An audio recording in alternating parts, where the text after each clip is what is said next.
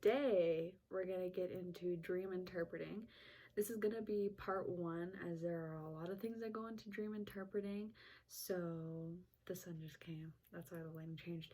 But there's a lot of things that go into dream interpreting. So I'm going to do multiple parts. You'll see more in the future for sure. And today we're going to just cover the basics, colors, feeling, some symbolism, and I'm even going to give you an example of a dream of my own so you can try and interpret it yourself and maybe come to a conclusion of a sort. And so yeah, let's get started. First thing we're going to talk about is emotion. And I'm just gonna fix this because it's gonna bug me, but and how you feel during a dream and when you wake up in the morning after a dream. So for example, you could be in a situation and in your dream you might feel fear, you might feel guilt, you might feel giddy, you might feel nostalgic, you might feel melancholic. I'm just bringing out a bunch of adjectives at this point, but pay attention to how you're feeling in the dream, in the specific situation, when you're interacting with a person, when you see something, when you read something, when you're given a specific set of information. I'm not sure why I want to say set, but when you're given specific information, pay attention to how you feel. Because I mean, it's a telltale sign that we didn't have a very good dream if we wake up in the morning and we're tired and we're afraid. Do you know what I mean? So make sure you understand and try to remember how you felt, because that will help you remember more of the dream and also help interpret it later on. The second thing that I want to talk about in terms of basics is color. So for this one, I'm going to give you an example, actually, just a small little snippet from a dream I had maybe a week ago. So I'm going to paint you an image. I'm traveling with a group of people, and we arrive at this hotel. The hotel is huge. It's only one floor though, so all of the guests will be staying on the same floor. It's beautiful, very well furnished. Each of us gets our own room. The floors are white, the walls are white. Every single door to every single room is opened all the way. So all the doors are open. When you look inside a room, the bed sheets are white. It's very cream colored, very white, very pristine, very clean looking. And our tour guide, the man who was, showing us the hotel, explains to us that in the next room over from where all the rooms are, so there's just a straight hallway with a white carpet, white walls, the lights are like chandeliers, the doors are white. In the next room over is the kitchen, and there's a ton of food, anything you could ever imagine. There's bags of chips, there's vegetables, there's fruits, anything you could need, you would get it from this kitchen, and they were all on shelves. So you would just go in, you would grab whatever you need, and you would go ahead back to your room and you'd eat it.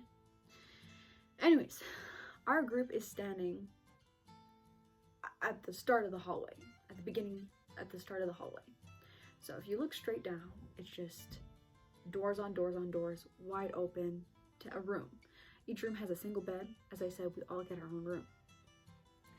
The tour guide then explains to us that the doors will remain open during the night. So you can't close your door. They need to remain open. And he explains to us that you can leave your room if you desire to at night. So we have a curfew basically. And our doors will remain open throughout the night. But if we leave the room, there are 9 wolves that prowl the halls. And they will eat you if you leave your room. But you have the option to leave your room, correct? They give you that option. You can go grab food. They don't lock the doors. They give you the freedom to decide. But if you leave your room, you're in a different predicament, right? Because then you'd be eaten by these the wolves were gray, these gray wolves. So number one thing I paid attention to when I woke up from that dream was everything was white. So white is a symbol of purity, of innocence, and of cleanliness. So you can kind of interpret that dream in any way you kind of want to. Everyone's experiences are different, and all dream interpretations will differ according to your cultural upbringing, your religion, your morals, and your beliefs. Okay, the last thing I'm going to talk about today is probably numbers.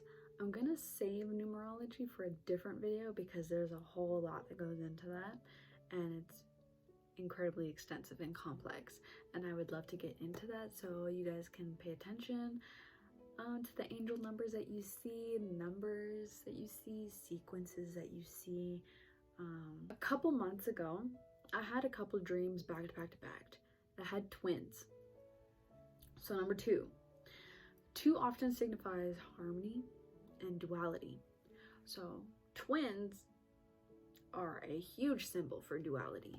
So light and dark, yin and yang, that kind of thing. So numbers, especially when you're given numbers in dreams, in numerology, what we do is typically we add them up. This is how I interpret numbers in dreams. So like, let's say I'm given a sequence 17172. So in numerology, you add all the numbers up because at the end, it should only be one digit.